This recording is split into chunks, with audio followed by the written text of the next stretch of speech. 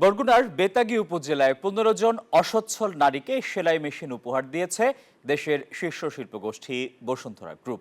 বৃহস্পতিবার বেতাগী উপজেলার পৌরসভার ১৫ জন নারীকে ৩ মাসের প্রশিক্ষণ শেষে এই সেলাই মেশিন বিতরণ করা হয়। আনুষ্ঠানিকভাবে সেলাই মেশিন বিতরণ করেন বেতাগী উপজেলা নির্বাহী কর্মকর্তা বশির গাজী।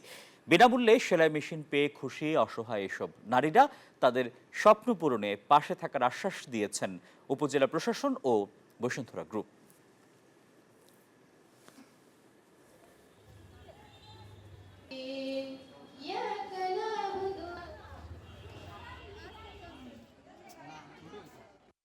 বসুন্ধরা শুভ সংঘ এটা থেকে যে আমাকে মেশিন দিয়েছে তাদেরকে ধন্যবাদ জানাই।